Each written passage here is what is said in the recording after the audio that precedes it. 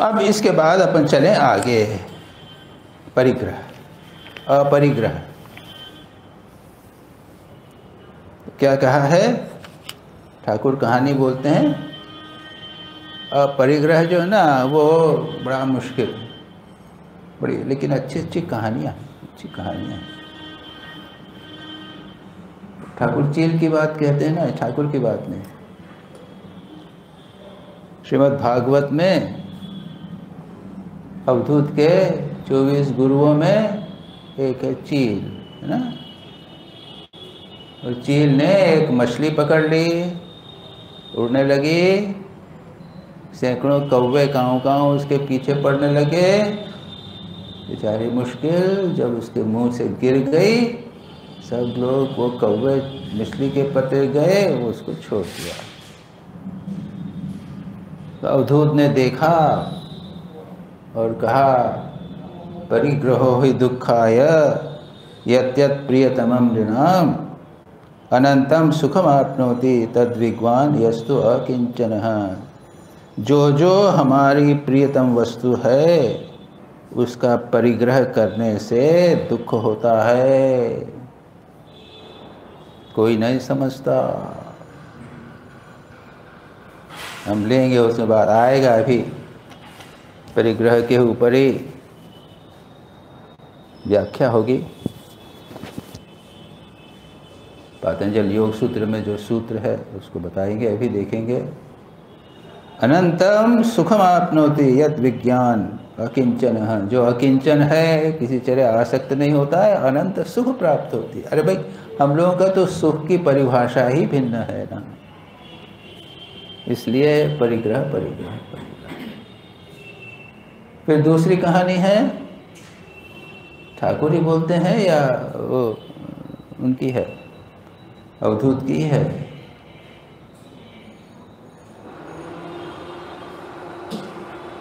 मधुमक्खी, मधुहरता, मधुमक्खी छत्ता बनाती है बहुत सारा, और मधु करने वाला आके और छत्ता फाड़ के सब ले जाता है।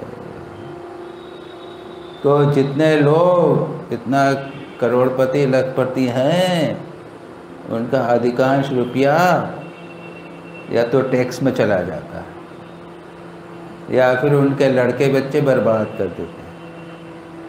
तो दुखी दुख होता है। कहानियाँ, बहुत सारी कहानियाँ हम लोग तो जानते नहीं है, न्यूज़पेपर पढ़ते नहीं है। आपको सब आजकल के ज़माने की टैक्स की बातें और क्या क्या, किसने क्या किया, किसने क्या किया, किसने इतने रुपयों का कितना अरब का हुआ और उसका ये हुआ, सब आप उसको देख सकते हैं।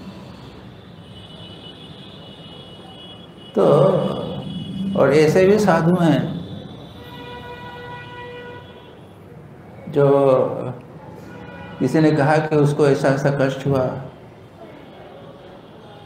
और कुछ ऐसी बात हुई थी, उसने कहा कि उसके पास 5 रुपया भी नहीं है क्या।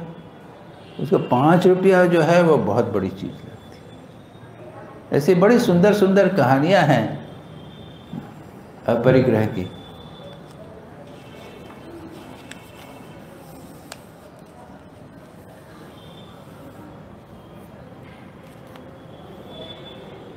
हम जब शुरू में थे ना, हमारे घर में कमरे में बहुत कम चीज़ें रहा करती थी, अब थोड़ी बढ़ गई हैं। और जाते थे साल में एक आध बार, कभी तपस्या के लिए जाते थे। तभी मैं सोच ही रहा था, याद आ रही थी। तो गाजीपुर में एक कुटिया है, खेतों में है, बिजली भी नहीं थी, इलेक्ट्रिसिटी नहीं रहती थी। बोल देते थे लोग, गांव के लोग साफ करते थे उसको, और लेता था। 2 बैग रहते थे, एक, और मेरे पास आजकल के ज़माने के जो बैग नहीं थे, वो पुराने ज़माने का बैग होता था, ऐसा झोला जैसा था, उसमें 2 बैग थे, वो था। और एक में अपने दरी, एक छोटी कंबल और मच्छरदानी, और एक रस्सी से बांध दिया। और दूसरा जो था उसमें 2 ड्रेस कपड़े के, और अपना टूथपेस्ट, ये थोड़ी सी दवाइयाँ, ये 2 किताबें, वो सब हो गया। और ये उठाया और चल दिए। और मजे से महीना 2 महीना 3 महीना चला गया, माधुकरी भिक्षा करके खा लिया आराम से, कोई दिक्कत नहीं। तो सुबह ले लिया और एक बार भिक्षा करे, उसके बाद रात के लिए शाम के लिए 1 रोटी रख लेते थे, खा लेते थे और मजे से चल जाता था। तो ये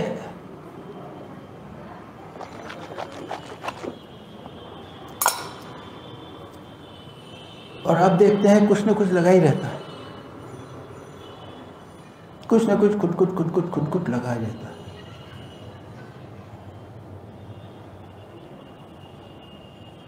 इसलिए जो लोग साधक हैं वो जानते हैं बिना अपरिग्रह के, बहुत इम्पोर्टेंट, बिना परिग्रह के कुछ नहीं हो सकता।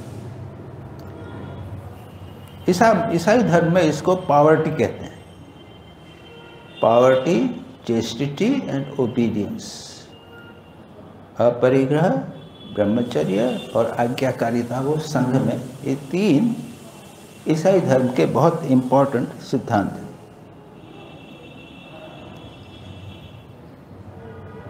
सूफियों में भी है।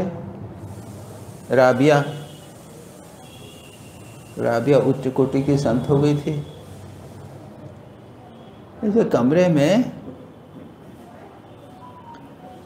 एक टूटा बर्तन जिसमें पानी रहता था और सिर रखने के लिए तकिए के बदले ईंट रहती थी। अब वो तो बात छोड़ दीजिए, और भी एक कहानी है। एक सूफी संत की कन्या थी, उसको विवाह करना है, तो एक अच्छे युवक फ़कीर से विवाह करेंगे। उसने देखा, अच्छा फ़कीर मिला, शादी कर दी। वो जब गई, कन्या अपने पति के घर गई तो देख के गुस्सा हो गई, मैं नहीं रहूँगी यहाँ, क्योंकि मैं तो जानता था मेरे घर में तो कुछ भी नहीं है, क्यों रहोगी? नहीं, तुमने यहाँ पे एक सूखी रोटी बचा रखी है और एक कप में दूध बचा रखा है। मैं जाऊँगी अपने पिताजी को बोलने के लिए कि आपने कहा था कि एक संयमी व्यक्ति को शादी करूँगा, तो ये तो नहीं है, या तो वो रोटी रहेगी या मैं रहूँ।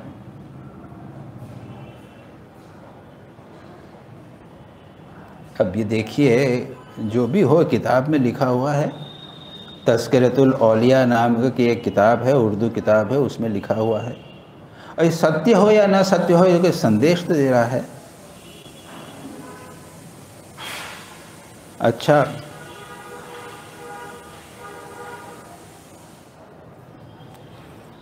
और फिर आज के युग में पीस पिलग्रिम का नाम सुना आप लोगों ने? नहीं सुना? वो भी अमेरिका के, भारत की नहीं। अमेरिका और कोरिया का वॉर चल रहा था, बड़े लोग संतप्त थे, और ये जवान लड़की थी 25-30 वर्ष की, अविवाहित। वो अकेले में चली जाती थी, एकांत में चली जाती थी, ध्यान जप करती थी, प्रार्थना करती, उसको प्रेरणा मिली। क्या? शांति का संदेश मैं सारे विश्व, सारे राष्ट्र में फैलाऊंगी। तो कैसे करेगी?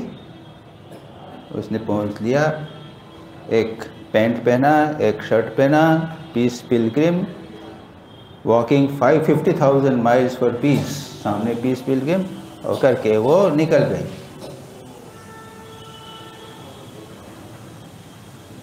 क्या था ऐसा नियम? प्रैक्टिस किया, धीरे धीरे किया, थोड़ा थोड़ा करके किया, अचानक नहीं किया। लेकिन जब तक खाना नहीं मिलेगा तब तक चलती रहो, आश्रय मिलेगा तो आराम करूँगी, पेड़ मिल गया तो पेड़ के नीचे लेट जाऊँगी, अगर मकान मिल गया तो मकान के छत के नीचे लेट जाऊँगी, किसी ने बुला लिया तो उसके घर जाके लेट जाऊँगी, खाना मिल गया तो खाऊँगी, नहीं मिलूँगी तो नहीं खाऊँगी। और कहती है कि ऐसा कभी नहीं हुआ कि मेरे को बहुत दिनों तक भूखा रहना पड़ा। 2 दिन 3 दिन में खाना मिल ही जाता था, कभी रोज़ मिल जाता था, ये 2 दिन खाना मिलता और मेरे को कोई दिक्कत नहीं, बढ़िया रही। पीस पिलग्रिम पुस्तक है, आप इंटरनेट से पास करें, सॉफ्ट कॉपी अब मिल जाएगी, उसके फ़ोटो मिल जाएंगे, वो तो देख के बड़ा आनंद लगता है। उसके बाद कुछ नहीं, walking 10,000 miles for world peace, अगर 50,000 हो गया, पैसा स्वीकार नहीं करती थी, भोजन दे दिया वो ले लेती थी। जूते फट गए, कपड़े फट गए, लोगों ने दे दिया तो उसको ले लिया।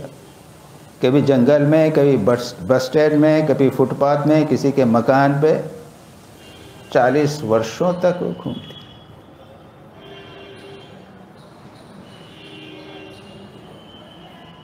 जने भारत का परिव्राजक सन्यासी बिल्कुल वैसे, एक कंघा उसके पास में था, पेन पेपर, कुछ चिट्ठी विट्ठी लिखना हो, टूथपेस्ट, ब्रश, कंघा, बस और कुछ। तो ये उसका ये कहना है कि मैंने जब देखा कि विश्व में ऐसे अनेक गरीब लोग हैं जिनके पास अपनी आवश्यकता से कम है, तो मैंने निश्चय किया कि अपने जीवन को मैं कठोरतापूर्वक आवश्यकता के एट नीड लेवल में ले आऊँ। ये मैंने हिंदी ट्रांसलेशन किया है, लेकिन और उसके बाद वो देखती है मुझे किसी भी चीज़ की कमी नहीं खली, सब जो चीज़ें आवश्यक है वो सबको मिल जाती हैं। ये तो नियम है ना, नियम है, जो भी आपकी आवश्यकता है वो आपकी पूर्ति होगी। अरे वो भिखारी की भी आवश्यकता की भगवान पूर्ति करते हैं, तो क्या है, क्या है वो योगक्षेम वहाम्य, हम भगवान खुद ही कहते हैं ना, अनन्यास चिंतयन्तो माम ये जना पर्युपासते तेषाम नित्य युक्तानाम योगक्षेमम। जो अनन्य रूप से मेरा भजन करते हैं उसका योगक्षेम वहाम्यतम। मैं पूछता हूँ कि जो अनन्य रूप से भजन नहीं करते हैं उनका भी भगवान योगक्षेम वहन करते हैं। सबकी मूर्ति पूजा कर, सबके योगक्षेम वहन करते हैं। नहीं तो इतना ऐसी गरीबी की हालत में लोग मज़े से चले जा रहे हैं, इतने लोग मरते क्यों नहीं? सब वहन करते हैं, खाना पीना हो जाता है, दवाई भी हो जाती है, सब कुछ हो जाती है।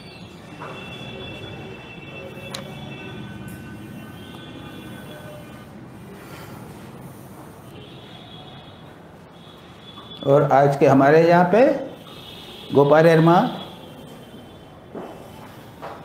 हो गया, टाइम हो गया क्या? 5 मिनट बंद करते हैं। गोपाल एरमा कुछ नहीं था, क्या क्या कुछ लोगों ने मच्छरदानी दे दी थी, तुम्हारे मच्छर ही मच्छर है तुम्हारे, वो तो लगा दिया मां। दूसरे दिन वो मच्छरदानी लेके मठ में हुआ सब। तो मेरे को तो नींद नहीं आई, चूहे काट जाएंगे उसके डर से मैं वापस कर। अब देखिए उनका मन कहाँ है, सोचिए। हम तो ये सोच ही नहीं सकते, कल्पना ही नहीं कर सकते। सूफी संतों में सब जगहों में, जैसा मैंने कहा ना,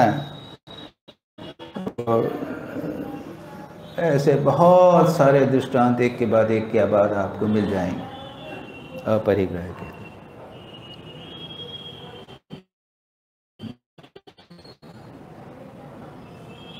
उसके बाद तो टाइम हो गया है, अब यहाँ पे छोड़ें। उसके बाद में क्यों अपरिग्रह आवश्यक है, महत्व हम उसको नहीं देते हैं। विषयानाम अर्जन रक्षण क्षय संग हिंसा दोष दर्शनात् अस्वीकरणम। विषयों को अगर आप अपने पास रखेंगे तो उसके लिए उनको अर्जन करना पड़ेगा, अर्जन करना पड़ेगा। उसके बाद में उसकी रक्षा करनी पड़ेगी। उसका जब नाश होगा तो कष्ट होगा, उससे संग आसक्ति हो जाएगी, और किसी न किसी प्रकार की हिंसा, छोटे बड़े प्राणियों की हिंसा होगी।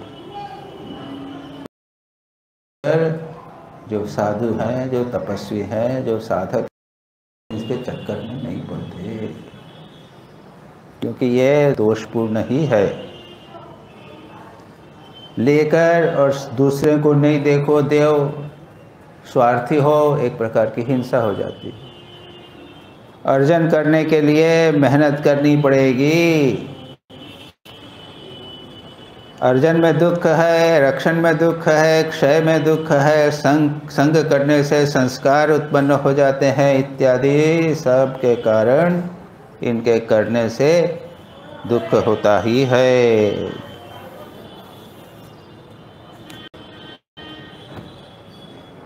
और फिर आप जानते ही हैं ना, कॉपीन के वास्ते कहानी तो सब लोग जानते हैं, है ना। और कॉपीन के वास्ते क्या क्या सब हुआ और वो चक्कर में पड़े। तो इसके अतिरिक्त थोड़ा सा और है जिसकी चर्चा हम अगली बार करेंगे।